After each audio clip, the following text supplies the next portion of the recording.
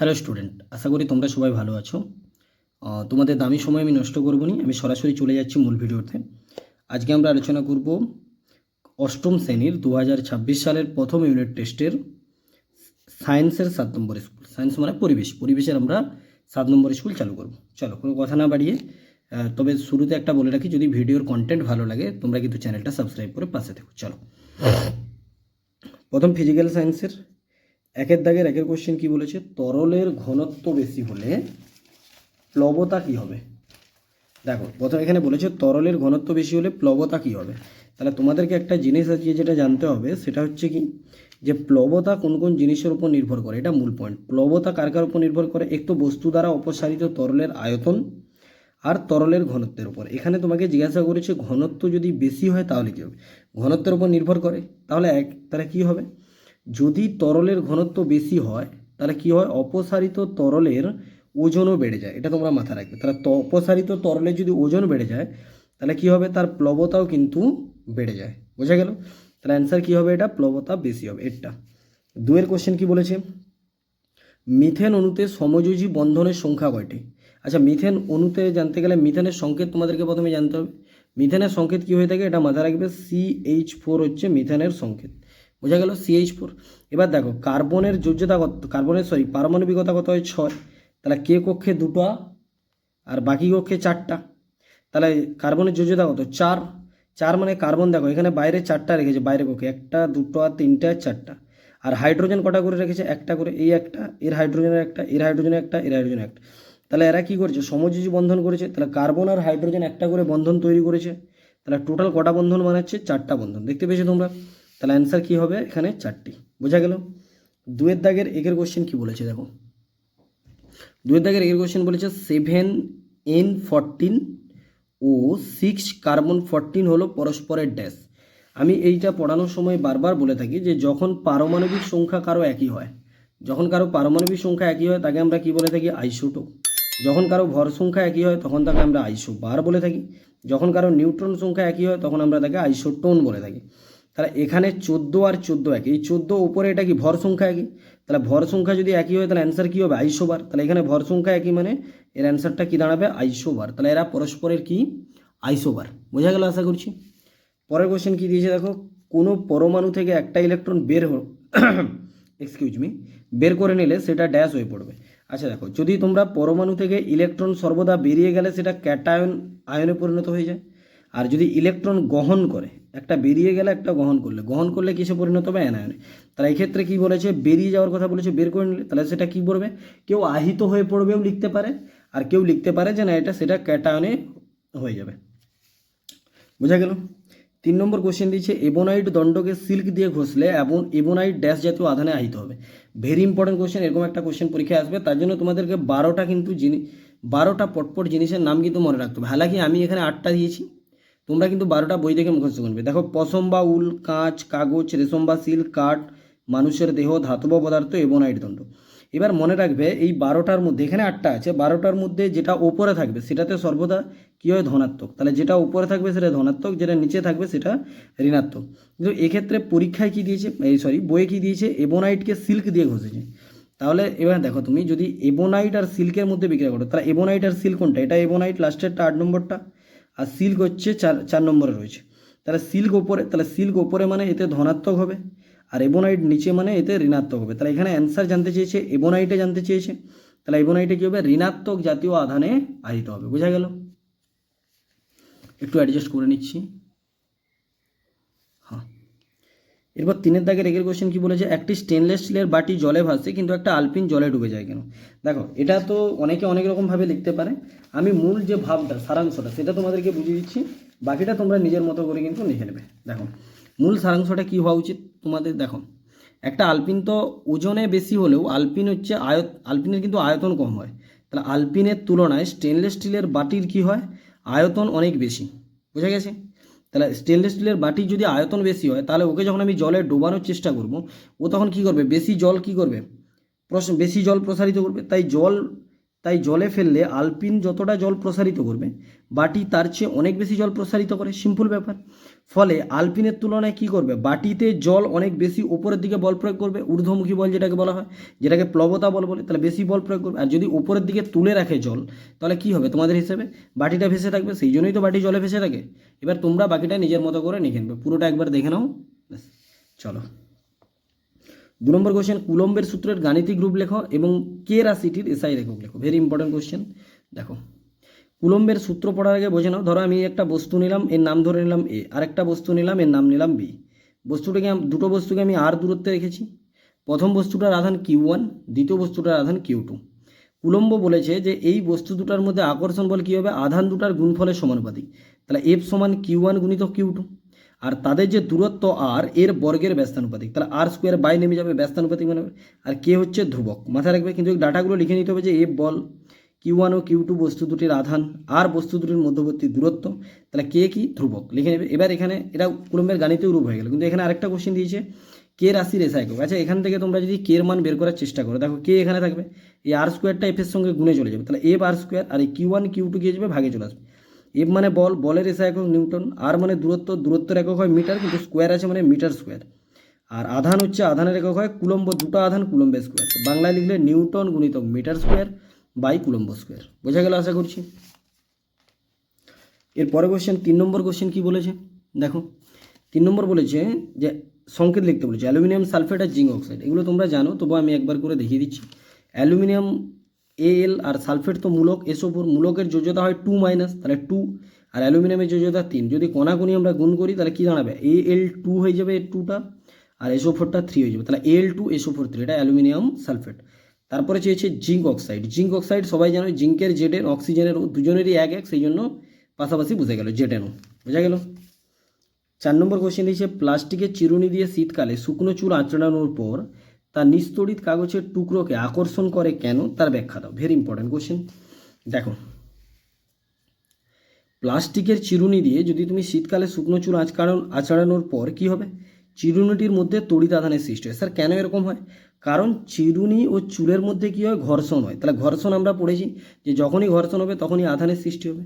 তাহলে যেহেতু এই তড়িদাহিত আধান হয়েছে মানে কি তড়িদাহিত অবস্থার সৃষ্টি হয়েছে, তাহলে এই তড়িদাহিত অবস্থায় কি করছে, ওই নিস্তড়িত কাগজের টুকরোটিকে আকর্ষণ করার জন্য দায়ী। বাকি তোমরা নিজেরা নিজের মতো লিখবে, আমার কাজ হচ্ছে মূল জিনিসটা বোঝানো।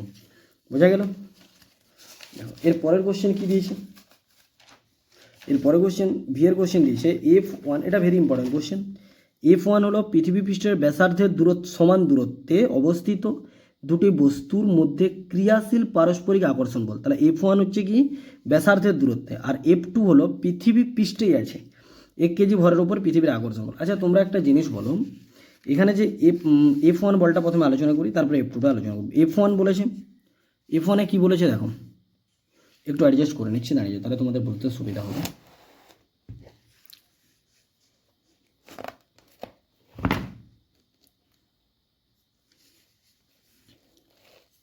আচ্ছা F1 হলো পৃথিবী পৃষ্ঠের ব্যাসার্ধের সমান দূরত্বে অবস্থিত দুটি বস্তুর মধ্যে ক্রিয়াশীল আকর্ষণ বল। তাহলে F1 এর F এর ভ্যালু কি হয়, G×m। কেন এটা, কারণ এটা পৃথিবীর ব্যাসার্ধ, পৃথিবীর ভর m, আর এটা বস্তুর ভর ছোট m, দূরত্ব r স্কোয়ার। তাহলে F1 সমান G, পৃথিবীর ভর m, ছোট m। এই আরকে আমরা বড় হাতের 2r লিখবো, কেন জানো, কারণ এখানে বলেছে প্রথমটা যেটা বলেছে F1টা, এটা ব্যাসার্ধ বলেছে। তাহলে ব্যাসার্ধ মানে কি, দূরত্বটা দুটো আর যোগ হয়ে যাবে, বড় আর দুটো বড় আর, তখন 2r স্কোয়ার হয়ে যাবে। তাহলে F1 সমান জানালো G বড় m ছোট m বাই 4r স্কোয়ার, এটা F1 এর মান, বোঝা গেল। এবার F2 কি বলেছে, F2 বলেছে তোমার হচ্ছে পৃথিবী পৃষ্ঠের 1 কেজি ভরের উপর আকর্ষণ বল। তাহলে পৃথিবী পৃষ্ঠের 1 কেজি ভরকে F2 কত বলে টানে, তোমরা সবাই জানো 9.8 নিউটন, যেটা ডাইরেক্ট ফর্মুলা দিচ্ছে G×m বাই আর, এটা m পৃথিবীর আর এটা বস্তুর, এটা দিচ্ছে ডাইরেক্ট ফর্মুলা। এবার এই F1 আর F2 এর যদি তুমি তুলনা করো এখানে, তাহলে কি দেখতে পাচ্ছ, এখানে 1/4 কিন্তু বেশি হচ্ছে, এটাই তো দেওয়া আছে দেখো, G বড় m ছোট m বাই আর স্কোয়ার, এটা F2 এর মান।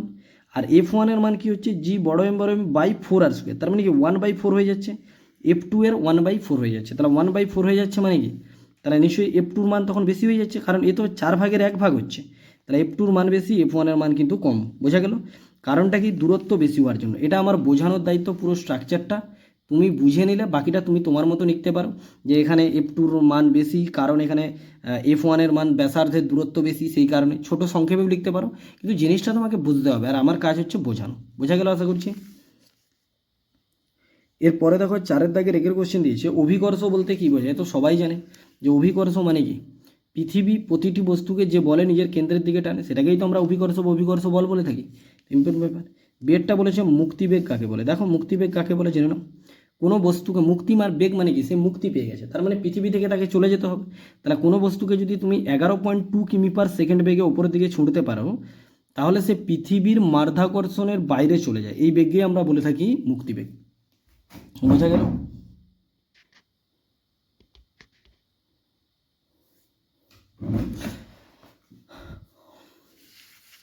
পরের কোশ্চেন দেখো, 2 দাগের কোশ্চেন বলেছে, কোশ্চেন বলেছে 2 বর্গমিটার অঞ্চল জুড়ে 14 নিউটন বল কাজ করছে, ওই অঞ্চলে চাপের মান কত হবে? এই তো একদম ইজি কোশ্চেন। চাপ সমান কি, তোমরা চাপের ফর্মুলা কি জানো? চাপ সমান বল বাই ক্ষেত্রফল। এটা 1 দাগের কোশ্চেন, ঠিক আছে? চাপ সমান বল বাই ক্ষেত্রফল। এখানে বল কত দিয়েছে? 14 নিউটন, ক্ষেত্রফল 2 মিটার স্কোয়ার। বসিয়ে দাও 14/2 7, কিন্তু মনে রাখতে হবে একক লিখতে হবে, 7 লিখলে ভুল। বলের একক নিউটন, ক্ষেত্রফল একক, তাহলে 7 নিউটন পার মিটার স্কোয়ার। বোঝা গেল?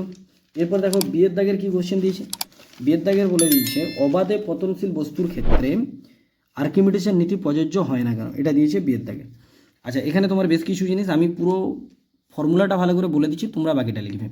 দেখো, অবাধে পতনশীল বস্তু অ্যাকচুয়ালি কখন কাজ করে? যখন অভিকর্ষজ ত্বরণ বা তার কার্যকর ওজন শূন্য হয়ে যায়, তাদের অভিকর্ষজ ত্বরণের ওখানে কোনো ভ্যালু থাকে না, তখনই অবাধে পতনশীল বস্তু কাজ করে। গ্যালিলিও যে ফর্মুলা দিচ্ছে। কিন্তু আর্কিমিডিসের নীতি কার্যকর হওয়ার জন্য আশেপাশের তরল বা গ্যাসের উপর অভিকর্ষের প্রভাব থাকা আবশ্যক। তাহলে আর্কিমিডিসের নীতিতে অভিকর্ষের প্রভাব থাকতে হবে, আর অবাধে পতনশীল বস্তুর অভিকর্ষের কোনো প্রভাব নেই। তাহলে কীভাবে খাটবেই নি। সেই জন্য লিখতে হবে যে তাই অবাধে পতনশীল বস্তুর ক্ষেত্রে আর্কিমিডিসের নীতি কখনোই প্রযোজ্য হয় না। বোঝা গেল? তারপরে কোশ্চেন 3 দাগের এই কী দিয়েছে, কপার সালফেট দ্রবণে একটি লোহার টুকরো ফেলে দিলে যা ঘটবে রাসায়নিক সমীকরণ। Very important question. দেখো, কপার সালফেট তার দ্রবণে লোহার টুকরো মানে ফেরাস যদি আমরা ফেলে দিই, তাহলে কি উৎপন্ন হবে? এই যে কপার না, কপার আলাদা করে প্রতিস্থাপিত হয়ে যাবে। কেন প্রতিস্থাপিত হবে? তোমরা সেই ছকটা জানো যে হাইড্রোজেন অতি সক্রিয় কোনটা আর কম সক্রিয় কোনটা। যেটা হাইড্রোজেনের উপরে আছে সেটা অতি সক্রিয়, হাইড্রোজেনের নিচে যেটা আছে কম সক্রিয়। তোমরা জানো তো যে potassium, calcium, sodium, magnesium, aluminium, zinc, লোহা, তাই তো? তারপরে লেড, তারপরে হাইড্রোজেন, তারপরে কপার। তাহলে লোহার পরে যেহেতু কপার হচ্ছে, তাহলে এই কপার কী হয়েছে? আলাদা করে প্রতিস্থাপিত হয়ে যাবে। মানে কপারের কাছে যে সালফেট আছে, সালফেটটাই নিয়ে নিবে। বোঝা গেল? আর কি ঘটবে ঘটনা, যে প্রেরকের গায়ে ধাতব কপারের লালচে বাদামি রঙের আস্তরণ পড়ে। বোঝা গেল? পরের কোশ্চেন কি দিয়েছে দেখো, Fe+H2O A+B মানে কিছু একটা উৎপন্ন হবে। কি উৎপন্ন হবে দেখে নাও। দেখো, Fe+H2O A+B, এখানে যদি লোহার সঙ্গে তুমি জলের বিক্রিয়া ঘটাও, তাহলে Fe3O4 প্লাস হাইড্রোজেন উৎপন্ন হবে। এটা কিন্তু ব্যালেন্স করতে হবে তোমাদেরকে। দেখো, Fe 3টা আছে, তাহলে Fe-তে 3টা দাও। বুঝা গেল? এরকম ব্যালেন্স করলে কিন্তু এই বিক্রিয়াটা আসবে। ব্যালেন্স তোমরা জানো সবাই। তাহলে এর মান কি দাঁড়াচ্ছে? এটা এর মান। তাহলে এর মান এ হচ্ছে Fe3O4 আর বি হচ্ছে 4 অণু জল 4H2। কেউ Fe3O4 আর H2 লিখলেও কিন্তু চলবে। 2 নম্বর যেটা দিয়েছে Al অ্যালুমিনিয়াম প্লাস জল, সেখান থেকে C+D। তাহলে অ্যালুমিনিয়াম আর জলের সঙ্গে বিক্রিয়া করলে C+D উৎপন্ন হচ্ছে। তাহলে অ্যালুমিনিয়ামের সঙ্গে জলে যদি বিক্রিয়া ঘটাও, উৎপন্ন হবে aluminium oxide Al2O3 plus H2। তাহলে এই Al2O3 আর 3H2 কেন হয়েছে? এটা আমি ব্যালেন্স করেছি, তোমরা দেখে নেবে। তাহলে এই সি কি হচ্ছে? Al2O3 আর ডি হচ্ছে 3 অণু 3H2, 3 অণু হাইড্রোজেন। বোঝা গেল? পরের কোশ্চেন দিয়েছি 4 দাগের, আয়নীয় যৌগ সোডিয়াম ক্লোরাইড ও সমযোজী যৌগ কর্পূরের ধর্মের মধ্যে পার্থক্য। তো ডাইরেক্ট লেখো না, অসুবিধার কিছু নেই। দেখো, সোডিয়াম ক্লোরাইড আর কর্পূরের ধর্মের মধ্যে, সোডিয়াম ক্লোরাইডকে উচ্চ গলনাঙ্ক ও স্ফুটনাঙ্ক বিশিষ্ট, জলে দ্রবণীয়। এটা লিখতে হবে জলে দ্রবণীয়। কিন্তু সেখানে কর্পূর নিম্ন গলনাঙ্কযুক্ত, জলে কিন্তু অদ্রবণীয়, জলে দ্রবণীয় নয়। 2 নম্বর, সোডিয়াম ক্লোরাইড তোমরা জানো তড়িৎ পরিবহন করে গলিত অবস্থায়, কিন্তু কর্পূর কখনো গলিত অবস্থায় তড়িৎ পরিবহন করতে পারে না। বোঝা গেল? এরপরে কি দিয়েছে? বিয়েরটা NH3 অর্থাৎ অ্যামোনিয়া অণুর ইলেকট্রন ডট গঠন। দেখো, NH3 হচ্ছে অ্যামোনিয়াম। N নাইট্রোজেনের 7 হয়, তাহলে শেষে 5টা থাকবে, 2টা 3টা 4টা 5টা, আর হাইড্রোজেন একটা একটা করে রাখবে। তাহলে এরা সবাই সমযোজী বন্ড তৈরি করছে, এটাই হচ্ছে ইলেকট্রন ডট গঠন। N হাইড্রোজেনের সঙ্গে একটা বন্ড, এই হাইড্রোজেনের সঙ্গে একটা বন্ড, এই হাইড্রোজেন, আর উপরে 2টো থাকবে। বোঝা গেল? মোটামুটি আমরা এখানে মোটামুটি শেষ করলাম ফিজিক্যাল সায়েন্স। এবার আমরা লাইফ সায়েন্সে চলে যাবো, ঠিক আছে?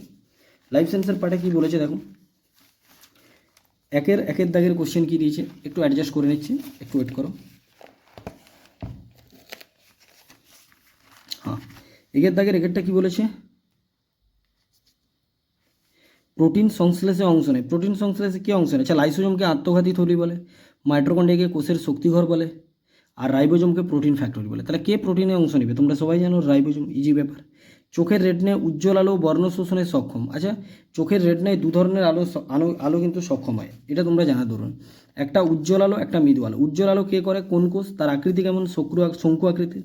মৃদু আলো করে রড কোষ, আকৃতি কেমন? দণ্ড আকৃতি। তাহলে এখানে উজ্জ্বল আলো বলেছে, অ্যান্সার কি দাঁড়াবে? কোন কোষ? আকৃতি বললে শঙ্কু আকৃতি। কেউ শঙ্কু আকৃতির কোন কোষও লিখতে পারো। তাহলে কোনটা হবে এটা? কোন কোষ। রক্তচাপ নিয়ন্ত্রণ করে। রক্তচাপ নিয়ন্ত্রণ কিন্তু পেশিগলা করে থাকে, এটা তোমরা মাথায় রাখবে। 2 কোশ্চেন, লিউকোপ্লাস্টিডের একটি কাজ। দেখো, লিউকোপ্লাস্টিডের মেন কাজ খাদ্য সঞ্চয় করা। স্যার কেন? লিউকোপ্লাস্টিড 3 ধরনের হয়, তোমরা জানো কি না জানি না, আমি একটু ডিটেলসে বলে দিচ্ছি। মেন কাজ খাদ্য সঞ্চয় করে, আমি আগেই বলে দিচ্ছি। 3টা হয়, একটা অ্যামাইলোপ্লাস্ট, একটা প্রোটিওপ্লাস্ট, একটা অলিওপ্লাস্ট। অ্যামাইলোপ্লাস্ট মানে শ্বেতসার সঞ্চয় করে, প্রোটিওপ্লাস্ট মানে প্রোটিন সঞ্চয় করে, অলিওপ্লাস্ট মানে ফ্যাট সঞ্চয় করে। বোঝা গেল? এরপরে কোশ্চেন দিচ্ছে, ক্যান্সার আক্রান্ত কোষে কোন অঙ্গাণু সক্রিয়তা বৃদ্ধি পায়? তোমরা সবাই জানো লাইসোজোম, কারণ লাইসোজোম কী করবে? এই কোষটাকে ধ্বংস করে দেবে। 2 বলেছে মিল খুঁজে উত্তর খুঁজে। মাইটোকন্ড্রিয়াতে কিস্টি থাকে। ক্লোরোপ্লাস্টে কী থাকে? দুটো জিনিস থাকে। মাইটোকন্ড্রিয়া যদি কিস্টি থাকে, ক্লোরোপ্লাস্টে তোমার গ্রানাও থাকে, থাইলাকয়েডও থাকে, তুমি যেটা ইচ্ছা লিখতে পারো, ঠিক আছে। এরপরে কোশ্চেন, খুব শুকনো ঠান্ডা পরিবেশে অ্যান্টিফিজ প্রোটিন কীভাবে সাহায্য করবে?